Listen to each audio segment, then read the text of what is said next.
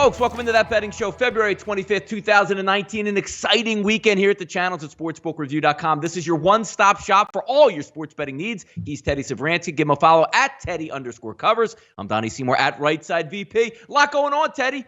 Sports, movie betting out here, outrageousness, but a lot of fun last night. As we say, gambling Twitter taken by storm last night. A director opens up 50-1, 45-1, crashes all the way down to 2-1, and many books took it off the board last night. But it turns out I don't watch the Oscars, Teddy. I had to watch this to see it play out, and it looks like it was all for nothing. Nevertheless, interesting stuff, Teddy, isn't it? Shut up. You did not spend 3.5 hours watching it. I absolutely watched the Oscars, Teddy, first time. Yes. Yeah, and the awards you want to see that you're betting on, you don't know when they're coming. There's no way to watch the Oscars, all right? To bet on the Oscars, there's all kinds of ways. And this is why you don't see betting on the Oscars here in Las Vegas. You see some of it in Jersey. We see a lot of it offshore. But where somebody knows the answer to what's going to, it doesn't matter who, somebody knows who's going to win the Oscars before those are announced. When that is the situation, you can't bet on it in Vegas. And last night, all rumors, all conjecture. What happened? Cuarón was what, a 3-1 favorite? No problem, no dice. He ends up cashing the ticket for Best Director, but the rumor set the odds going nuts, and books had to take it off the board because they didn't know. The info's out. Nobody knows. The info out. With that much action, they had to do it. There was really only one upset last night. That was Best Actress. Glenn Close took money all night. She took money all year. She was -$5, bet all the way up to -$1,200. Olivia Colman won the award. That was the only big dog to cash among the major award winners last night. Everything else, chalk, chalk, chalk. Yeah, interesting to see, though, Teddy. I mean, because you don't really see this in the realm of sports. When we talk about, line movements, where if a player sits out, it might go from, we're going to see today when we talk about the Bucks and the Bulls. Giannis possibly sitting out, sending it down 3-4 points. This was an epic crash. And it's interesting because when you're dealing from a sports perspective, there's still other players on the court, referees on the take, whatever it might be. But this is the instance where if somebody knew something, a la like the WWE, if you were betting on a fixed match that was already theoretically taking place, it was interesting to see some of the books say, we'll keep it up. Some saying, oh my goodness, somebody help us out here. But that ultimate line crash made for great theater. And again, we talk about as sports gamblers, Teddy, that this can help all realms. Imagine the Oscars getting a spike in viewership over the next decade because you can bet on it. Amazing stuff. I can imagine it. I probably had a spike in viewership last night. But again, you're not betting on this stuff in Vegas because somebody already knows. A sporting event, even a fixed sporting event, nobody knows, The guy could miss the shot he's supposed to make or make the shot he's supposed to miss. This is a situation where the outcome is known to some before it's known to all. And the books, very, very cautious in those situations. Hence, it being taken off the board last night. Of course, let's not forget, they got to keep all the money that poured in on the guy who was supposed to win because he didn't win. So, worked out just fine for bookmakers in the Oscars last night. Switching it back to the hardcourt on Saturday, Teddy. Center stage, 6 p.m. The Carrier Dome on fire. Syracuse takes the lead at the half. Duke comes back with a beautiful second half. Ends up winning and covering by double digits in this one. Emotional game. Jim Boeheim out there on the court. You saw his wife with the tears. Jim Boeheim with the tears. They honored the family of the deceased member of the community. A lot of emotions going on there. Record crowd, north of 35,000 to watch this. And Teddy, it was kind of interesting to me because coming into this game, you're saying, well, look, I've seen Duke the past couple games. Zion or no Zion, not shooting the three-point very well. That's the way you have to beat Syracuse, by shooting over the zone. They still struggle out there to shoot over the zone and still win by double digits in Syracuse. Impressive win by the Duke Blue Devils, Teddy. Sure. I mean, a lot of it was Syracuse missing shots. I mean, the Orange shot, 21% from three-point range. Yep. You're not going to shoot at that level and beat Duke. It's just not going to happen. Of course, Duke had already lost to this team once. They'd already seen the 2-3 matchup zone once, and they didn't fare great against it in the second meeting. Game stayed well under the total, but the Orange couldn't hit a shot. And when the Orange can't hit a shot, they're not going to win. They're not going to cover. Pre-game emotions high, great. Didn't do Syracuse backers any favors. Duke with the win and the cover, even without the presumptive number 1 overall pick in the NBA draft this coming spring. Yeah, total stayed under the 144, Teddy. Also, when you saw that closing line at Duke -5, we talked about it on Friday setting up this game. The advanced numbers without Zion, somewhere between 9 and 10 points. That came down lower, and I know a lot of people got in and said, hey, and this is the right. Syracuse already beat them once on the road. Down Zion, no way they can win. Nice win by the Duke Blue Devils, who are going to face number 20, Virginia Tech, on Tuesday night. And we get back to Zion Watch, which will keep you up to date here at sportsbookreview.com when he does take the court again, if he does take the court again. Teddy, you're in Las Vegas right here. It seems like it's the center of the earth, right? Gambling goes on. But there's a guy that lives in the Las Vegas region out there, and his name is Bryce Harper. And a lot of mystery is going on between him and the Dodgers, him and the San Francisco Giants, him and the Padres, him and the Phillies. Mystery teams flying in, flying out, taking meetings up, Teddy. It's heading towards March. We're a week away from March. And it just seems like Scott Boras is working that Twitter and working all the beat writers right now. Will he sign? Won't he sign? Teddy, help me out. You live in Las Vegas. Come on. Ear to the ground. What are we hearing? What do we hear is that, first of all, Las Vegas really is a hotbed for professional athletes. Obviously, there's no state tax here, so a lot of guys like to live in Vegas. It's a nice place to be in the offseason. And certainly for baseball, I mean, this has been a baseball hotbed. Chris Bryant coming from Vegas, obviously Harper coming from Vegas, and many, many others as well. All that being said, nobody knows what's in this guy's head. I don't know. You don't know. The media doesn't know. But everybody's got deadlines. Everybody's got stories to file. So every day we've got another Bryce Harper story and another Bryce Harper story and another Bryce Harper story, even though there's no news. When there's news, we'll report it to you. Right now, it's all rumors, conjecture, maybes. Oh, we think, kinda, coulda, woulda, shoulda. I don't know where Bryce Harper's going. You don't know where Bryce Harper's going. Donnie doesn't know where Bryce Harper's going. The media doesn't know where Bryce Harper's going. The odds makers don't know where Bryce Harper's going. Bryce Harper doesn't know where Bryce Harper's going. We'll tell you as soon as we know. Teddy, bringing it back to a little bit of a gambling subject on this one, it's interesting here because if you say right now, if we look into a crystal ball and say it's either going to be the Phillies on a long-term deal, $300+ million, it's going to be on the Dodgers, maybe a year or two, $35 million to try to keep them under the luxury tax. But the one thing that is interesting, looking at Bet Online, it's not about MVPs, home run hitting king. That means hitting the most home runs in Major League Baseball, sitting at plus 2,500 at BetOnline.ag. Seemingly, if he goes to the Phillies, a little bit more attainable there, playing in the smaller ballpark at Citizens Bank, as opposed to if he goes to the Dodgers and paying in Chavez Ravine. Is there any value in that jumping ahead of the line, or just better to wait it out and just see where it ends up or see where he goes? There's no value on this one player is going to win the home run crowd, all right? And a list of 40 players. Zero value in that wager. Doesn't matter if you're taking the longest shot on the board or the favorite. That's not how pros make money betting. You want a little bit of action? Sure, put a couple of bucks on Harper to win the home run crowd. Although, has he ever won the home run crowd before? And certainly if he plays in the West Coast, he's playing in the NL West and playing all those games in San Diego and San Francisco and LA where home runs go to die. I don't want a Bryce Harper to win the home run title ticket in my pocket. Teddy, talking about tickets in your pocket here, Major League First Look. Going to be tough to cash some tickets here, one would think, on the Toronto Blue Jays. Looking at the Boston Red Sox, the New York Yankees. I mean, hey, look, at least you got the Orioles in the division, but the Rays are an upstart team as well. We'll take a look at the final team in the AL East. That is Toronto, 73-89 last year in complete rebuild mode. Not too long ago, Teddy, one of the more exciting teams in baseball. Edwin Encarnacion, Jake Donaldson in that lineup, Joey Bats in that lineup. All foregone conclusions at this point and looking forward to the future. Marcus Stroman, you're going to hang your hat on him, Teddy. 5.54 ERA. XFIP was a little bit better last year, but a team clearly in rebuild mode. And if you are in rebuild mode in the AL East, could get ugly out there. Yeah, well, the Orioles are still worse than Toronto.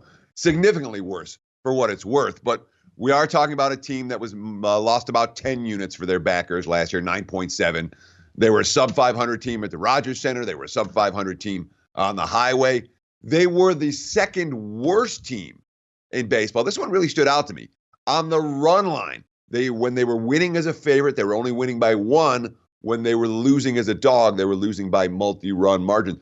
Only team in baseball that was worse on the run line, Baltimore.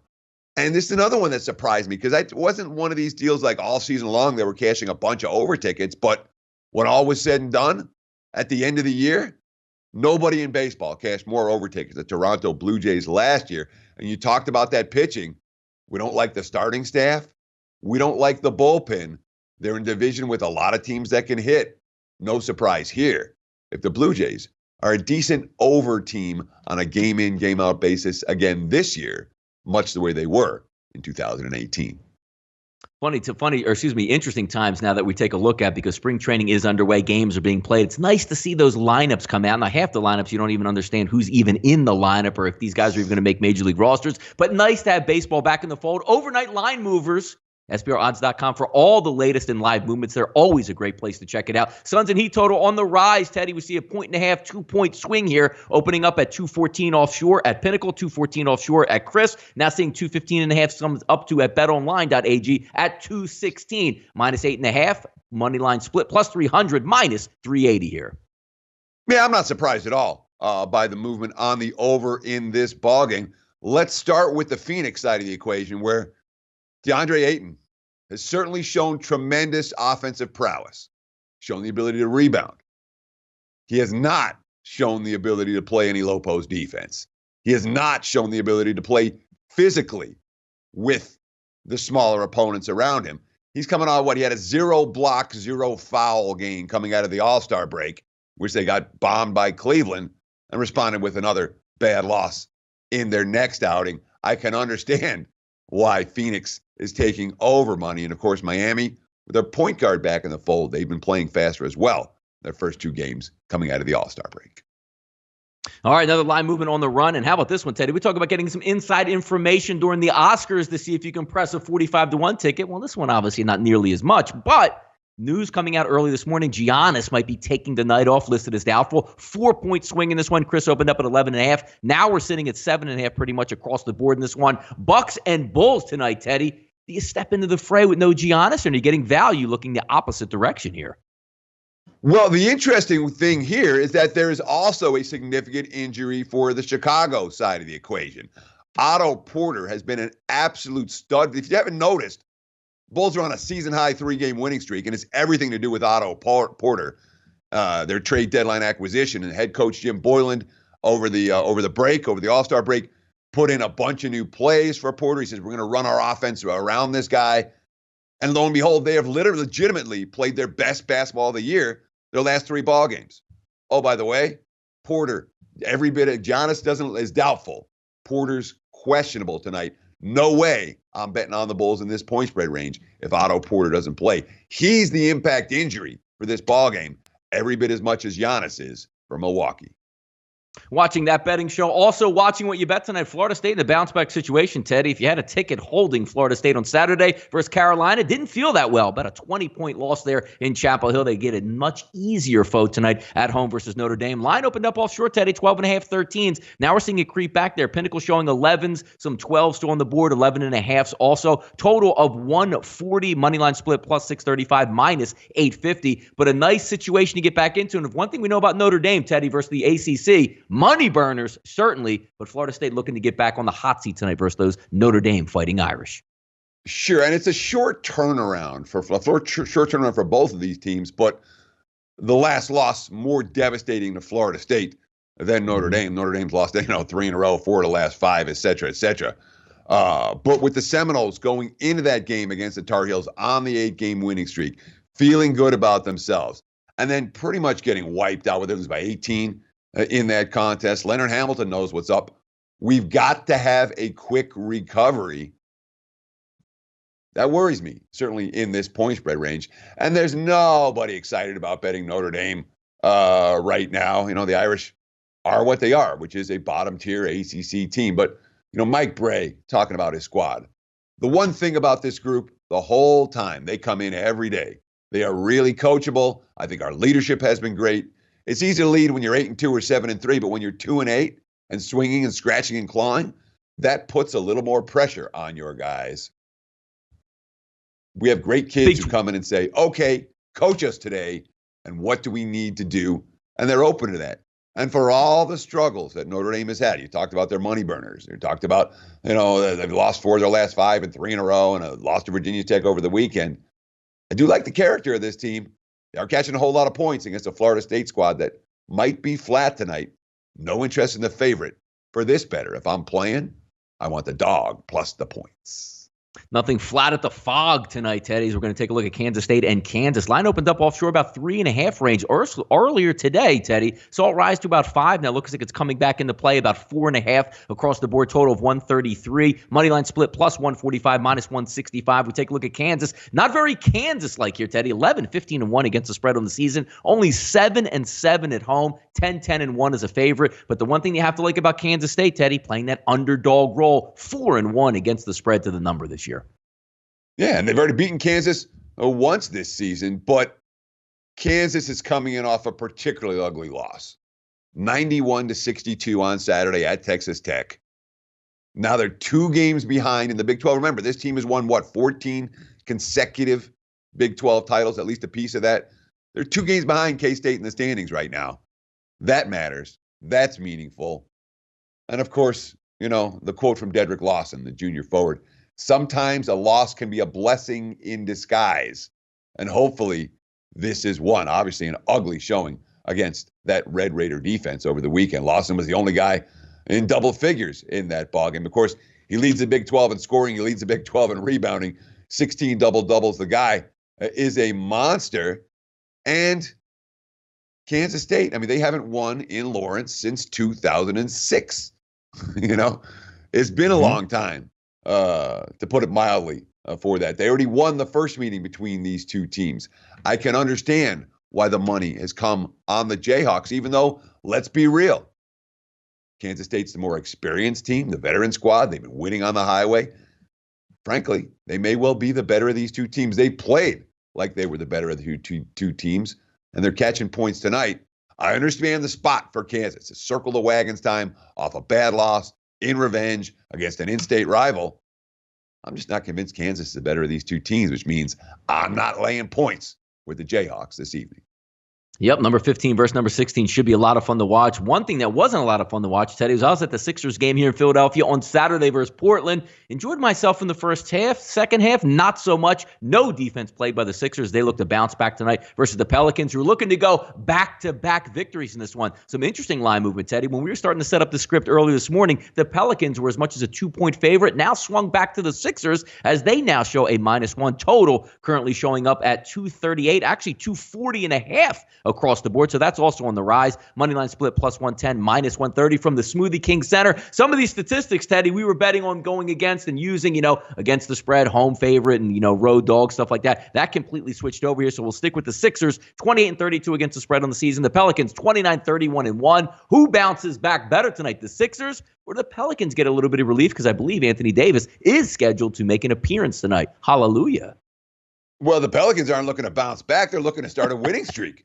Remember, they blew out the Lakers on Saturday night while or later in the day after Philadelphia got bombed by Portland early in that contest. And, of course, without Joel Embiid, the Sixers got killed on the boards. They were minus 20 on the glass. They gave up 19 offensive rebounds to Portland in that ballgame. Jimmy Butler, quote, "We made some shots, we missed some shots. I don't think offense was a problem. We scored 115. On any given night, that's enough to win.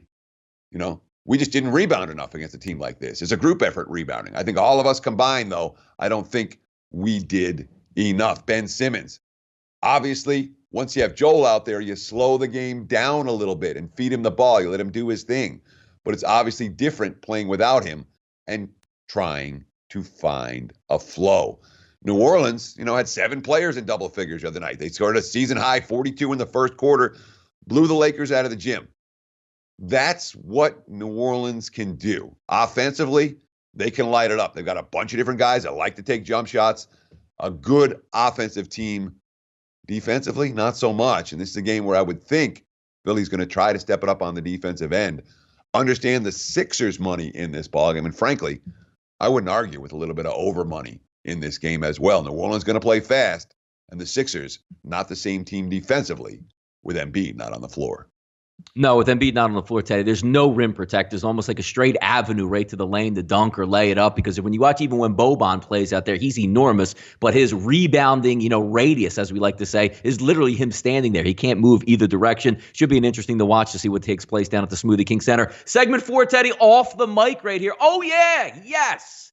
The combine is here. Get excited. Guys in shorts, guys bench pressing, vertical, cone drill, a lot of St. Elmo's Steakhouse talk this weekend, but not a lot to me going on the field. It's nice to see football back and, guys throwing the football around and seeing some statistics out there. But I've always been a proponent, Teddy. If I ran an organization in the NFL, I send my scouting department out there to do interviews. And as soon as the interviews are done, we all leave because we're not going to get wowed like Al Davis would be at the 40-yard dash if somebody runs quickly. But we are gamblers out there, Teddy. For the first time, we're going to be able to place wagers on prop bets to see how much, guys are vertical jump, shuttle cone, and also the 40-yard dash. Look at the age we're in, Teddy. It's a gambling age. Love it. It is, and it's a lot of fun. So I had an opportunity to talk with a couple of sportsbook directors in Vegas last week about this very subject. And the thought process from both guys I talked to was, you know what? This is going to get bigger and bigger and bigger. And in 20 years, we could be talking about the combine and the props for the combine like we're talking about the Super Bowl and props for the Super Bowl. That's the potential for the long-term betting on combines. And again, nobody has any inside info. The limits are going to be low, but you can get down on just about anything that you want to. I agree 150% with your assessment. If I'm an NFL GM, I literally don't look at one number from the combine. I can think, again, I've been in Vegas for 20-something years now, and I can think it feels like 100 different times where, look at his measurables. Look at how was he with the combine. He jumps up into the first round. He jumps up into the top 10, and then literally you never hear from the guy again. He's a bust. He gets hurt. He's not the player that he was.